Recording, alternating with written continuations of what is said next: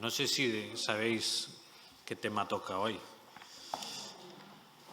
Bueno, creo que sí. Si habéis estado atentos desde septiembre, sabéis que vamos por Romanos capítulo 11. Bueno, recientemente nuestra hija mayor Clara se ha aficionado a los puzzles. Sabéis lo que es un puzzle, ¿verdad? Los juegos que son diferentes piezas y tienes que irlas resolviendo. Hoy vamos a ver la resolución de uno de los puzzles más intrigantes de la Biblia, que es la relación entre Israel, los gentiles, Dios, las promesas. Bueno, a lo largo de la Biblia sabéis que Dios va haciendo promesas a Israel y la pregunta que surge es, ¿qué pasa con estas promesas? No sé si a veces en vuestra propia vida habéis sentido que las cosas no tienen mucho sentido o dices, aquí hay algo que no estoy entendiendo, ¿no? Aquí hay una pieza que me falta para poder ver todo el puzzle y entender bien qué es lo que está pasando en mi vida. Quizá alguna vez te ha pasado que todo lo que estás viviendo es tan complicado también, o sea, es tan difícil que no tienes ni idea de cómo vas a salir adelante, ¿verdad? O sea, ¿cómo voy a salir de esta? ¿Cuál es la solución a este problema? Como decía, hoy nos acercamos a Romanos 11 y el título que he puesto al mensaje de hoy es La solución al puzzle de Israel y los gentiles. Dios es fiel y sabio. Así que os animo a que busquéis en vuestras Biblias Romanos 11. Y como ya llevamos semanas escuchando, nos encontramos en una porción especial del libro de Romanos, que son los capítulos del 9 al 11, donde Pablo está tratando el tema de Israel, ¿no? En el capítulo 9 al principio decía, ¿acaso ha fallado la palabra de Dios? Refiriéndose a Israel y al no cumplimiento, ¿no?, de alguna de las promesas. Y podríamos pensar, ¿por qué dedica tanto espacio Pablo a resolver este problema? ¿No? Porque son ya 3 capítulos los que llevamos viendo cómo es la solución a este problema de Israel.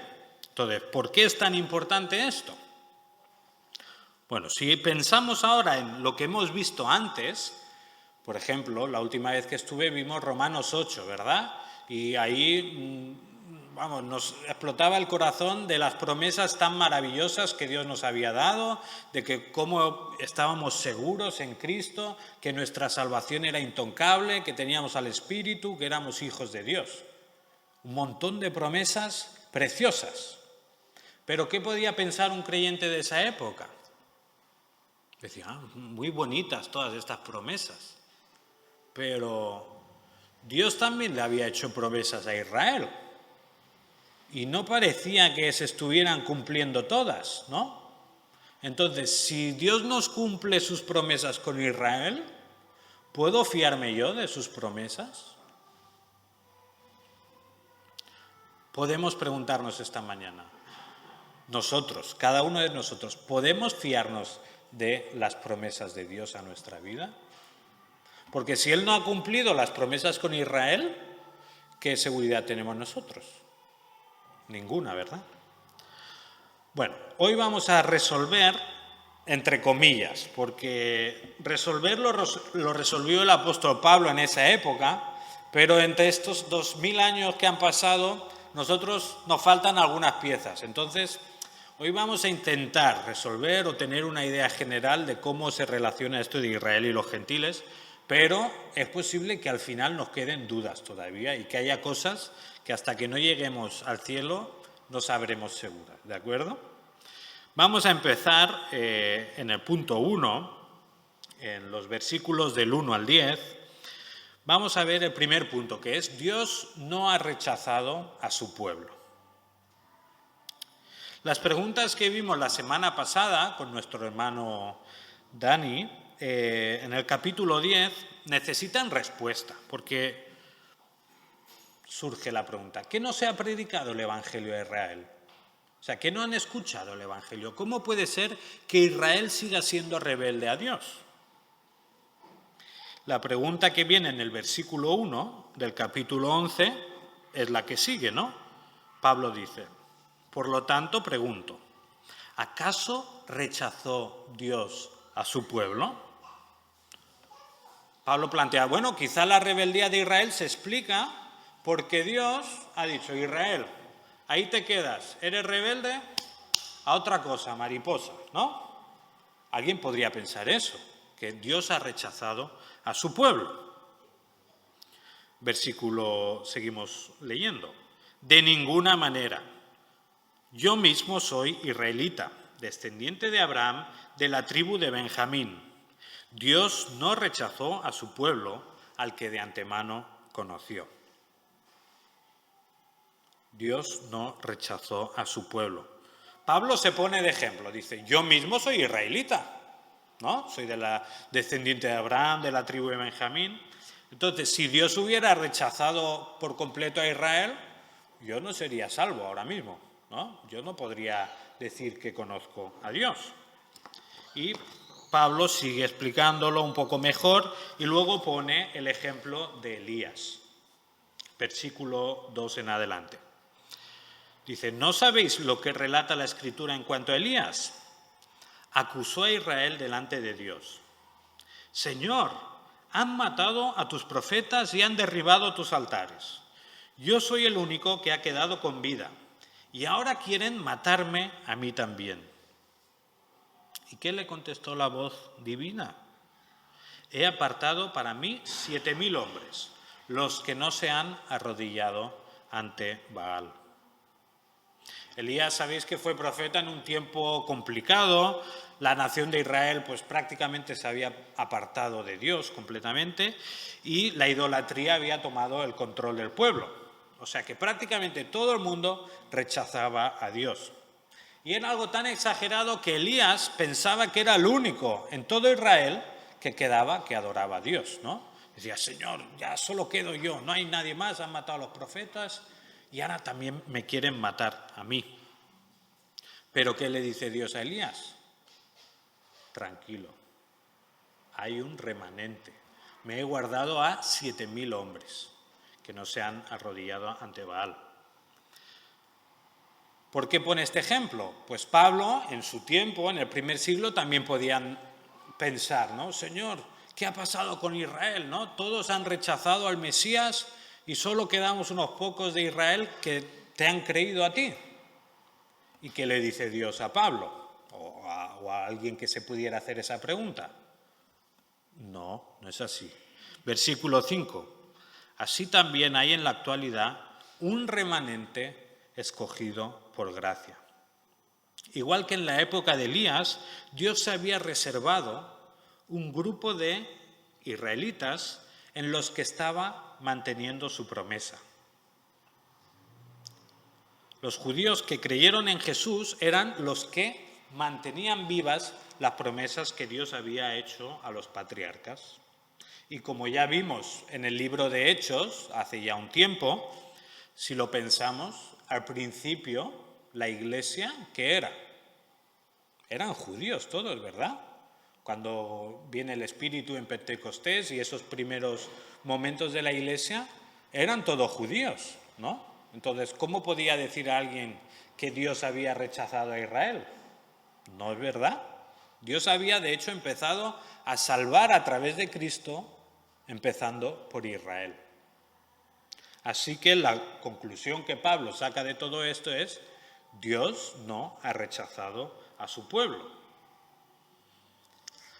Lo que estos versículos nos vienen a decir es que, aunque la nación en grande, ¿vale? Ahora vamos a hablar de Israel, pensando en el grupo grande, y luego el remanente, ese grupo pequeño que pertenece a Israel, pero que se mantienen fieles a Dios a través de Jesús. Entonces, Pablo está diciendo, aunque la nación, el grupo grande, ha rechazado a Jesús, Dios ha reservado un grupo pequeño que se mantiene fiel a Dios a través de Jesús. Ahora, este grupo pequeño de personas, ¿quiénes eran? ¿Eran los más listos? ¿Eran los más sabios? ¿Los más guapos? ¿Los más ricos? No, ¿verdad? Dice que el remanente fue escogido por gracia. Por gracia. No porque fueran los más humildes ni los más inteligentes. Ese grupo pequeño fue escogido por Dios por gracia. Pablo mismo y muchos otros, no había ningún mérito en ellos para escogerlos. Fueron escogidos por gracia. Y eso es lo que viene un poco a explicar luego, en el versículo 6, dice, y si es por gracia, ya no es por obras, porque en tal caso la gracia ya no sería gracia. O sea, si Dios hubiera escogido al remanente en base a lo que iban a hacer luego, entonces ya sería por obras, ¿no?, que los estaba salvando. Pero Pablo dice, no, el remanente es escogido por gracia. Seguimos adelante en los versículos 7, 8 y 9, pues Pablo va explicando qué es un poco lo que ha pasado, ¿no? Que Dios tenía este remanente por gracia, estos son los que se han salvado, y que Israel, el grupo grande, sigue encabezonado en rechazar al Mesías, ¿no? Dice como que tienen un espíritu de estupor, como que tienen no ven bien, que están, digamos, endurecidos de parte suya y de parte del Señor. Esto os animo, si alguien tiene dudas en cuanto a lo que es endurecimiento, podéis volver 2 predicaciones atrás y Manuel lo explicó perfectamente. Pasamos al segundo punto. Ahora ya hemos visto que Dios no ha rechazado a su pueblo y que Dios está siendo fiel. O sea, Él está cumpliendo sus promesas. Aunque sean un grupo pequeño de personas, Dios es fiel y va cumpliendo sus promesas. Segundo punto. Cuidado con el orgullo, gentiles. Nos vamos ahora al versículo 11. Y en el versículo 11, Pablo también empieza con una pregunta retórica. Dice, ahora pregunto, ¿acaso tropezaron para no volver a levantarse? De ninguna manera. Más bien, gracias a su transgresión, ha venido la salvación a los gentiles para que Israel sienta celos. Pablo entonces plantea, Israel ha tropezado, ha caído. ¿Es para siempre esta caída? O sea, ¿ya no van a volver nunca más? Dice Pablo, no es así, de ninguna manera. Y empieza un poco a explicar el motivo por el cual Israel ha caído.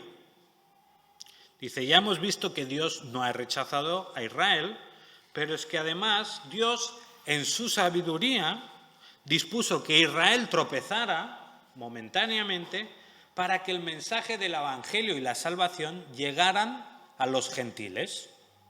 Supongo que a estas alturas ya lo sabemos, pero hay que recordar muy claramente que en esa época el mundo estaba dividido en dos tipos de personas, los judíos y el resto del mundo, que podríamos llamar los gentiles.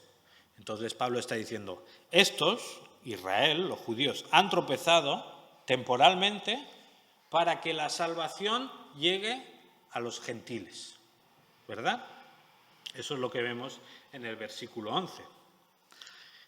Sigue explicando el versículo 12, el tropiezo de Israel ha bendecido al mundo, o sea, ha enriquecido a los gentiles. Pero además, lo bueno de todo esto es que Dios está haciendo 2 cosas a la misma vez. Dice que Israel, gracias a la transgresión de Israel, ha venido la salvación de los gentiles para que Israel sienta celos. Para que Israel sienta celos. Quizá a alguien le parece raro el uso de los celos de parte de Dios, ¿no? O sea, cuando hoy pensamos en celos, nos parece algo malo. Si yo a mis hijas las riño por celosas, es que están haciendo algo mal. Pero en cambio, la Biblia, en numerosas ocasiones, nos habla de que tenemos un Dios celoso. Vale, entonces, si Dios es bueno y Dios es celoso, algo de los celos tiene que ser bueno. O sea, los celos no pueden ser completamente malos, ¿verdad?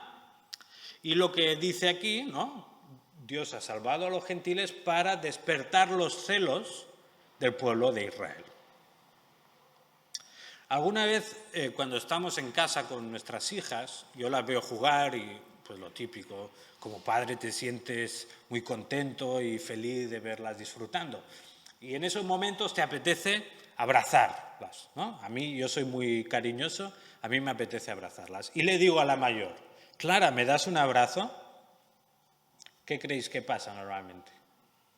Pues depende de lo que haga. Si está pasándoselo muy bien y jugando y muy entretenida, ya me puedo despedir del abrazo. Me quedo así, ¿no? Y dice, no, ya, en otro momento. ¿Sabéis qué hago en ese momento? Miro para otro lado y digo, Marina, ¿me das un abrazo? Y Marina es más pequeña y si se lo pides, pues normalmente viene. Pero ¿sabéis qué pasa cuando Marina viene a abrazarme? ¿Sabéis quién se acuerda de lo mucho que me quiere? La mayor, Clara. Entonces Clara viene corriendo para intentar adelantarse y darme el abrazo antes que su hermana. ¿Por qué? Pues porque siente celos, porque ella sabe que me quiere mucho y no quiere compartirme con nadie más, ¿no? Pues es un poco lo que está haciendo Dios con los judíos y los gentiles. Dios hasta ese momento, desde los patriarcas hasta Jesús, había estado ofreciendo su abrazo a Israel, ¿no? Y es lo que vimos al final del capítulo 10. Todo el día he extendido mis manos hacia un pueblo rebelde, hacia un pueblo duro de cerviz. Y Israel rechaza a Jesús, al Mesías prometido. ¿Qué hace Dios? Pues se gira y ofrece el abrazo a los gentiles. ¿Con qué propósito? Con dos propósitos. Un propósito, salvar a los gentiles, ¿verdad? O sea, cuando yo abrazo a Marina, no estoy pensando, así le doy celos, sino realmente quiero a mi otra hija. Pero, además de eso, está despertando los celos del pueblo de Israel. Dios está usando, Dios es tan sabio y tan potente y perfecto que puede hacer con la misma cosa dos a la vez, ¿no? Bueno, hasta ahora se ha entendido más o menos todo, ¿verdad? Yo creo que sí, espero. Si no, me lo decís luego. Entonces, hemos visto que el tropiezo de Israel ha generado riqueza para el resto del mundo, ya que la salvación ha llegado también a los gentiles. Y eso son buenas noticias, ¿no?, para los gentiles. Pensar, ¿no?, que Dios se ha girado hacia nosotros y nos ha ofrecido el abrazo a través de la muerte de su propio Hijo Jesús. Pues como gentiles que somos nosotros, oye, qué alegría. Pero la alegría viene con un peligro también, ¿no? ¿Cuál es ese peligro? El orgullo. Porque tanto pensar de, mira, Dios me abraza, Dios me ama, Dios no sé qué, y a los gentiles están por ahí, los judíos están en otro lado que no hacen caso, pues uno puede llegar a pensar, es que soy mejor que estos judíos, ¿no? Dios me ama porque yo me lo merezco. Y a partir del versículo 17 vamos a ver cómo Pablo explica esta dinámica, ¿no?, este peligro que corren los gentiles. Versículo 17. Ahora bien, es verdad que algunas de las ramas han sido desgajadas y que tú, siendo de olivo silvestre, has sido injertado entre las otras ramas. Ahora participas de la savia nutritiva de la raíz del olivo. Sin embargo, no te vayas a creer mejor que las ramas originales. Y si te jactas de ello, ten en cuenta que no eres tú quien nutre a la raíz, sino que es la raíz la que te nutre a ti. Tal vez dirás, desgajaron unas ramas para que yo fuera injertado. De acuerdo. Pero ellas fueron desgajadas por su falta de fe. Y tú, por la fe, te mantienes firme. Así que no seas arrogante, sino temeroso. Porque si Dios no tuvo miramientos con las ramas originales, tampoco los tendrá contigo. Si había algún gentil en la iglesia de Roma que estaba siendo orgulloso y que se estaba creyendo mejor que los judíos, no me quiero imaginar la cara que puso cuando escuchó estas palabras. Porque tendemos, ¿verdad?, naturalmente a hincharnos, a querernos mejor que el que tenemos al lado, y ahí Pablo está diciendo, ten cuidado, no te pienses ahora mejor que los judíos. Sé temeroso y no arrogante. Los gentiles no tenían ningún derecho a creerse mejor que los judíos. Igual que el remanente de Israel había sido escogido por gracia, los gentiles también habían sido escogidos por gracia, no por ningún mérito en ellos mismos. Y desgraciadamente tenemos que reconocer que el orgullo es uno de los mayores problemas que existe hoy en el mundo, ¿verdad? Si el orgullo produjera riqueza, creo que en el planeta ya no había más pobreza, en ningún sitio, ¿verdad? Si el orgullo produjera algo bueno, seríamos un planeta, radiante. La pregunta que nos tenemos que hacer es, ¿nosotros corremos algún peligro de caer en el orgullo? Porque fijaos, Pablo está escribiendo a creyentes, no es que esté escribiendo ahí a políticos que no creían en Jesús o a personas alejadas de la iglesia. Está escribiendo a creyentes y le está advirtiendo contra el problema del orgullo. Y es posible que hoy en día nosotros no tengamos problemas al creernos mejor que los judíos, porque simplemente no sé si alguien conoce a algún judío, yo no conozco a ninguno, me parece. Entonces no tenemos ese problema que tenían en el primer siglo. Pero es posible que sí que tengamos problema en creernos mejores, pues quizá que los católicos, ¿no? Pensamos, los católicos con sus tradiciones y sus historias no tienen ni idea de la Biblia, ¿no?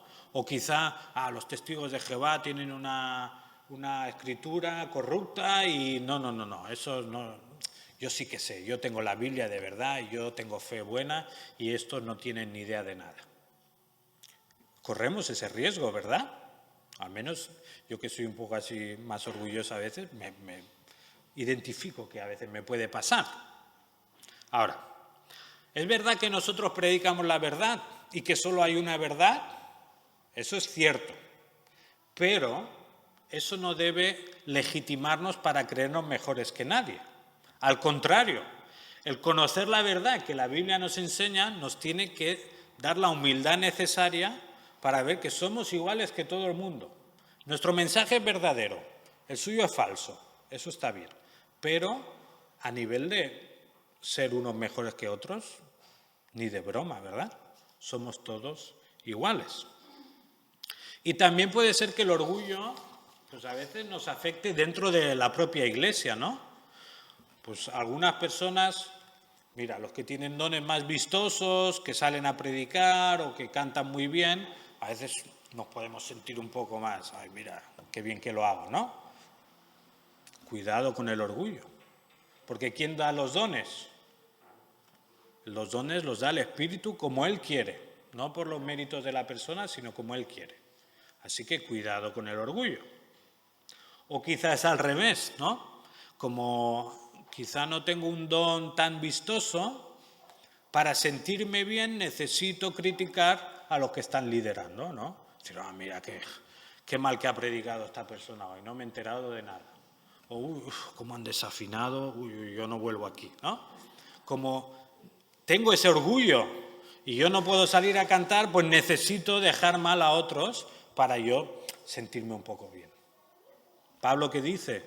Cuidado con el orgullo.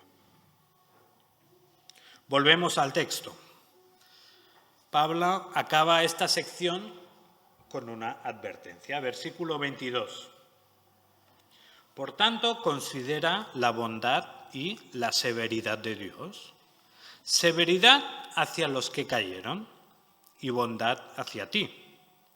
Pero si no te mantienes en su bondad, tú también serás desgajado. O sea, les está diciendo, cuidado con el orgullo, gentiles, cuidado con creeros mejor, porque si vosotros no os mantenéis en la bondad de Dios, también seréis desgajados, seréis cortados del olivo. Pasamos al siguiente punto, donde ahora lo que vamos a ver es un poco el plan de Dios final con Israel. Versículos 25 al 32. Lo que hemos visto antes, en la anterior sección, hemos dicho que Pablo está explicando el propósito del tropiezo de Israel, ¿no? Que es para que la salvación venga a los gentiles, y también está advirtiendo del peligro que corremos de caer en el orgullo. Pero hay una cosa más, una idea que está introduciendo, que no hemos comentado, y que nos lleva a la conclusión de este tercer punto. Pablo empieza a mencionar la idea de que Israel de alguna manera va a volver a Dios. O sea, que Israel se va a levantar y será restaurada. Por ejemplo, versículo 12, la segunda parte, hablando de Israel. Si su fracaso ha enriquecido a los gentiles, ¿cuánto mayor será la riqueza que su plena restauración producirá? Versículo 15. Pues, si el haberlo rechazado dio como resultado la reconciliación entre Dios y el mundo, ¿no será su restitución una vuelta a la vida? O sea, ¿no será la restitución de Israel, no será el no va más, lo mejor para este mundo? En estos versículos vemos como Pablo tiene la expectativa en cuanto a la nación de Israel de que algo va a pasar con la nación. No se van a quedar así como están, ¿no? Y así es como llegamos al versículo 25 y 26, donde lo explica de esta manera. Dice, hermanos, quiero que entendáis este misterio para que no os volváis presuntuosos. Parte de Israel se ha endurecido y así permanecerá hasta que haya entrado la totalidad de los gentiles. De esta manera, todo Israel será salvo. Pablo entonces explica que parte de Israel se ha endurecido por un tiempo, ¿no? Hemos dicho que la mayoría de la nación de Israel en esa época rechazó a Jesús y por eso Jesús fue crucificado, le insultaron, por eso perseguían a su iglesia, porque parte de Israel, una gran parte de Israel, se había endurecido. Pero lo que dice Pablo es, esto es temporal, es solo por un tiempo. Dice hasta que entre, o sea, hasta que pasen, digamos, la totalidad de los gentiles. Hasta que se hayan salvado todos los gentiles que se tienen que salvar, Israel permanecerá endurecida. Ahora, vamos a probablemente la parte más complicada del texto y que genera más conflictos, que es cuando dice que todo Israel será salvo. Si yo ahora hiciera una encuesta y os preguntara ¿qué pensáis que quiere decir con que todo Israel sería salvo? Pues es probable que surgieran varias corrientes de pensamiento. Voy a mencionar solo tres brevemente para que veamos qué puede significar. Unos piensan que cuando dice que todo Israel será salvo, significa que al final, cuando ya Jesús esté a punto de volver, la nación de Israel vivirá un avivamiento sobrenatural y, por decirlo de alguna manera, casi toda la nación política de Israel se convertirá. ¿Vale? De esta manera dice como así todo Israel será salvo. Esa es una opción. La otra opción es que el Israel al que se refiere es el Israel espiritual. En el capítulo 9 ya veíamos que Pablo está diciendo como que hay una Israel grande, ¿verdad? Y luego hay un Israel espiritual, los hijos de la promesa. Entonces la interpretación esta es que no se refiere a toda la nación, sino que se refiere a los hijos de la promesa o a un grupo más pequeño. ¿vale? La tercera opción es ya identificar directamente a Israel con la Iglesia. No pensar en la nación de Israel, sino traducir, cuando dice que todo Israel será salvo, se refiere al Israel de Dios, que es los santos del Antiguo Testamento y la Iglesia del Nuevo Testamento. ¿Queréis saber cuál es la correcta? Pues cuando lleguéis al cielo se lo preguntáis al Señor. Yo no os lo voy a decir porque no lo sé. Pero bueno, un poco para que sepáis las tres opciones que hay.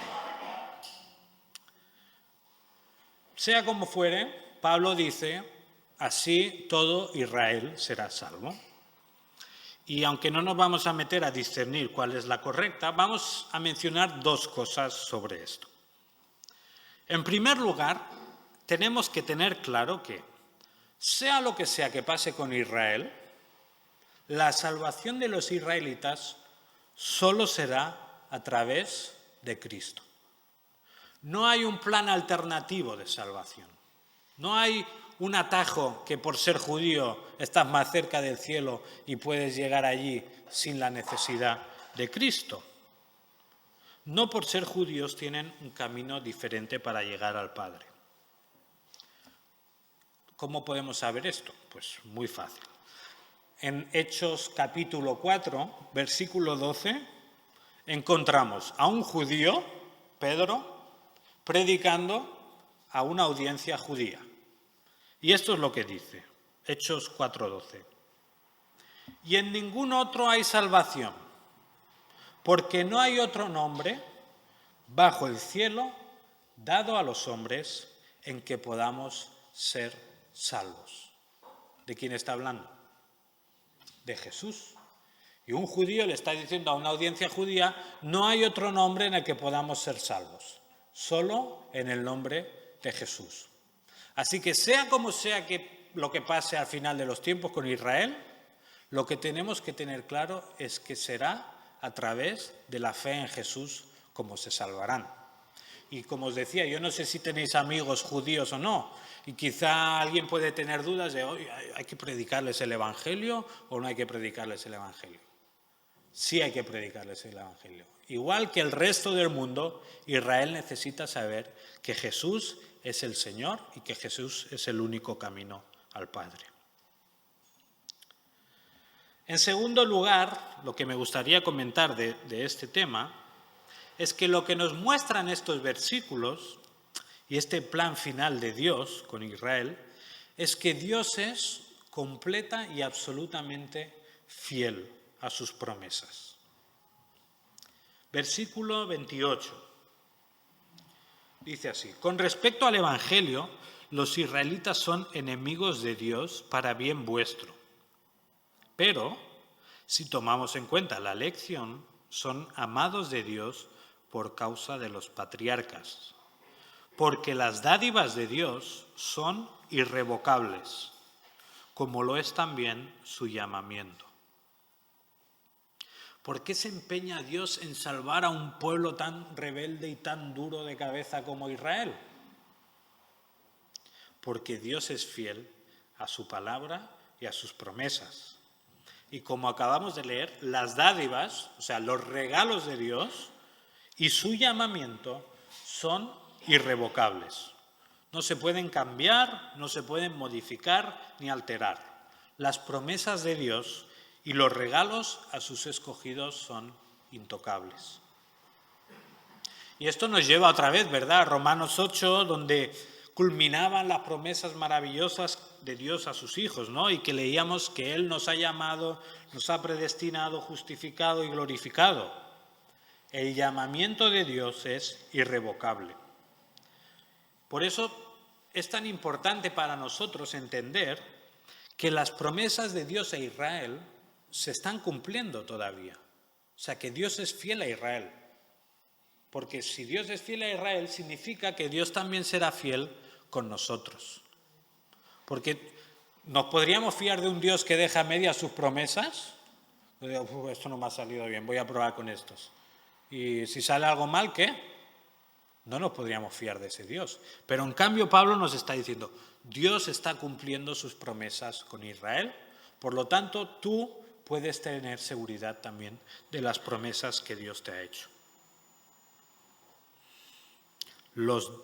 Las dádivas de Dios son irrevocables, como lo es también su llamamiento. Igual que Dios ha hecho estas promesas, ¿no?, de nuestra salvación, Dios también nos promete estar con nosotros día tras día. Él nos dice: nunca te dejaré ni te desampararé. No temas, porque yo estoy contigo. No serás tentado más de lo que puedes soportar.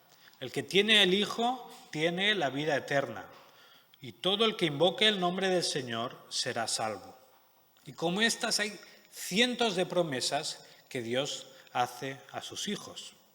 Y aunque a veces parezca, ¿no?, que se retrasan, aunque a veces el enemigo parece que está ganando terreno en nuestras vidas o en las circunstancias de nuestro alrededor, aunque tú sientas que tienes pocas fuerzas, que no puedes seguir adelante, confía en las promesas de Dios, porque tenemos un Dios fiel. Y el mismo Dios que es fiel con Israel, también es fiel con nosotros. Versículos 30 y 32 ya encontramos una especie de resumen de todo lo que hemos estado viendo en este capítulo. De hecho, en otro tiempo vosotros fuisteis desobedientes a Dios, pero ahora, por la desobediencia de los israelitas, habéis sido objeto de su misericordia. Asimismo, estos que han desobedecido recibirán misericordia ahora como resultado de la misericordia de Dios hacia vosotros. O sea, Dios lo ha coordinado todo de tal manera que por la desobediencia de Israel, los gentiles reciben la misericordia. Y después, como los gentiles han recibido la misericordia, luego Israel también recibirá misericordia de parte de Dios. Versículo 32. En fin, Dios ha sujetado a todos a la desobediencia con el fin de tener misericordia de todos. O sea, Dios ha dispuesto que al final todos acaben en desobediencia con el propósito de mostrar misericordia a todos. Judíos y gentiles han desobedecido por igual a Dios. Y de la misma manera, judíos y gentiles reciben también la misericordia de Dios. Y esto no es nada nuevo, ¿verdad? Porque ya empezábamos en Romanos 1, ¿os acordáis? Romanos 1, 16, Dice que no me avergüenzo del Evangelio porque es poder de salvación, es poder de Dios para la salvación de todos los que creen, de los judíos primeramente y también de los gentiles. Ahora, acabamos de leer que todos estaban en desobediencia, ¿verdad? Todos estaban en desobediencia. ¿Cómo puede ser que Dios nos salve? O sea, ¿cómo puede ser que Dios salve a los desobedientes? Pues lo que veíamos en Romanos 3, 23, 25. Dice, por cuanto todos pecaron, o sea, judíos y gentiles pecaron, y están destituidos o privados de la gloria de Dios, siendo justificados gratuitamente por su gracia, mediante la redención que es en Cristo Jesús, a quien Dios puso como propiciación por medio de la fe en su sangre. O sea, Dios ha sujetado a todos a la desobediencia con el fin de tener misericordia de todos a través del sacrificio de su propio Hijo Jesús. Ese ha sido siempre el plan de Dios con Israel y ese ha sido siempre el plan de Dios para los gentiles, tener misericordia de todos. Pasamos ya al último punto, los versículos 33 al 36, donde vamos a ver el propósito de Dios con judíos y gentiles. Llegados a este punto, al versículo 33, Pablo es como que ya explota en alabanza. Porque pensad una cosa, el final de Romanos 11 no es solo el final de este capítulo. Aquí, al final de Romanos 11, está concluyendo toda la exposición que ha hecho desde el capítulo 1. Toda la, parte teórica de la carta acaba en Romanos 11. Lo que viene después ya es la práctica, ¿vale? Esto es la teórica. Entonces, Pablo está concluyendo la exposición teórica. Y cuando llega al versículo 33, ya es que no puede más. Yo me lo imagino dictando las palabras a Tercio, el que escribía la carta, y mirándolo y considerando todo lo que acaba de decir, es como, ¡buah! Madre mía, ¿no? Lo que vemos en el versículo 33. Qué profundas son las riquezas de la sabiduría y del conocimiento de Dios. Qué indescifrables sus juicios e impenetrables sus caminos. ¿Quién ha conocido la mente del Señor? ¿O quién ha sido su consejero? ¿Quién le ha dado primero a Dios para que luego Dios le pague? O sea, lo que está diciendo, ¿quién es más sabio que Dios? ¿Quién puede compararse a Él? ¿Acaso hay alguien mejor que Dios? ¿Acaso hay alguien que pueda tener mejores planes para el ser humano que Dios? Qué profundas son las riquezas de la sabiduría y el conocimiento de Dios.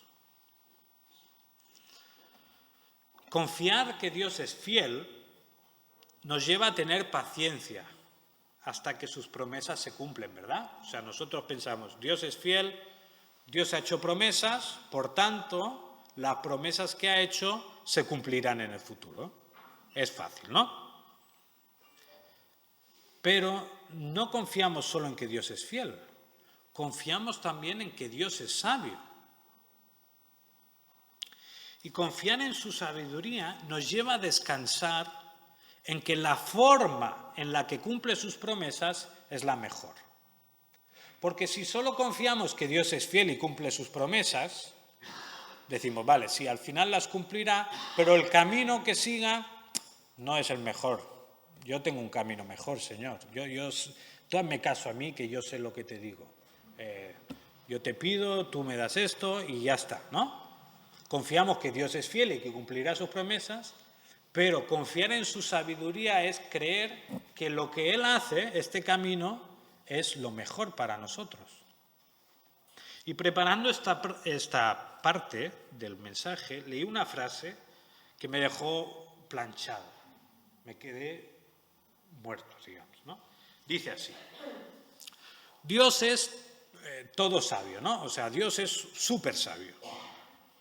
En su perfecta sabiduría, Él determina y ejecuta su voluntad. Alguien dijo, si tuviera el poder de Dios, cambiaría muchas cosas. Pero si tuviera la sabiduría de Dios, no cambiaría ninguna. Es decir, si yo fuera igual de poderoso que Dios, cambiaría un montón de cosas, ¿verdad? Pues, yo qué sé, mi familia estaría siempre bien, todos sanos. Tendría siempre el mejor trabajo posible. Acabaría con el hambre en África y con los desastres naturales, ¿verdad? Si tuviéramos el poder de Dios, habría un montón de cosas que cambiaríamos. Es posible que hubiera más personas en estos bancos también, ¿no? Si dependiera de nosotros. Pero en cambio dice, si tuviera su sabiduría, no cambiaría nada. O sea, todo lo que ha pasado hasta el día de hoy ha sucedido bajo la sabiduría y el perfecto control de Dios. Es por eso que podemos fiarnos de Él también. Es por eso que podemos fiarnos de que todo lo que ocurre en nuestra vida tiene un propósito para bien y es lo mejor que puede ocurrirnos. Aunque sean las cosas más terribles, aunque sean enfermedades que no mejoran, aunque sean pérdidas de trabajo, mudanzas a otros países, aunque sea la pérdida de seres queridos. Todo lo que ocurre en nuestra vida es lo mejor. Si tuviera la sabiduría de Dios, no cambiaría nada. Así que cuando pienses que Dios se está equivocando al no darte el trabajo que quieres, confía que Él es sabio. Cuando creas que Dios está siendo negligente porque tu enfermedad es terrible, porque tus dolores cada vez van a más, o porque quizás se ha llevado a alguien que querías y tú todavía no estabas preparado. Cuando pienses que Dios está siendo negligente, confía y cree que Él es sabio y que todo lo que hace en tu vida es lo mejor que puede hacer en cada momento. Dios cumplirá sus promesas de la forma más sabia, de una forma perfecta. Y creer en esto pues también nos lleva a la necesidad de confesar nuestro pecado, porque tenemos que reconocer que somos orgullosos delante de Dios y que muchas veces nos enfadamos, nos quejamos, porque las cosas no salen como nosotros queremos. Y cuando eso ocurre, lo que estamos diciendo es: Dios, tú no eres sabio, yo soy sabio, haz lo que yo digo. ¿No ves que yo lo tengo todo clarísimo, lo tengo bien organizado? Yo sé exactamente lo que necesito y lo que necesitan mis hermanos. Hazme caso, yo soy sabio, tú no eres sabio. ¿No es esto lo que le decía Pedro a Jesús? Después de hacer la gran confesión y decir que tú eres el Cristo, tú eres el Mesías. Entonces Jesús les dice: muy bien, yo ahora tengo que ir a Jerusalén y allí sufriré a manos de los sacerdotes y seré muerto y resucitaré al tercer día. ¿Y qué le dice Pedro a Jesús? ¿Qué? No. Jesús, ¿cómo dices eso? Shh, calla, yo tengo un plan mejor. ¿Qué le estaba diciendo Pedro? Tú no eres sabio, yo soy sabio, Jesús. Deja que yo haga el plan. ¿Y Jesús qué le responde? Quítate de delante de mí, Satanás. Me eres piedra de tropiezo, porque no estás pensando en las cosas de Dios, sino en las de los hombres. Cada vez que nos quejamos o enfadamos porque todo no va como nosotros queremos, estamos tomando el papel de Satanás y estamos diciéndole a Dios: tú no eres sabio, yo soy sabio. Por tanto, está bien que confesemos a Dios que esto es lo que hacemos día tras día. Tenemos que pedirle perdón por intentar siempre tomar el volante de nuestra vida. Hace unas semanas Manuel nos decía, ¿no? ¿Quién va al volante? El Señor. El Señor es el que controla todo. Por tanto, reconozcamos que estamos equivocados y que Dios es sabio y que Dios es fiel. Y cree, de verdad, cree que el camino que Dios está, por el cual está llevando tu vida es el mejor camino para ti.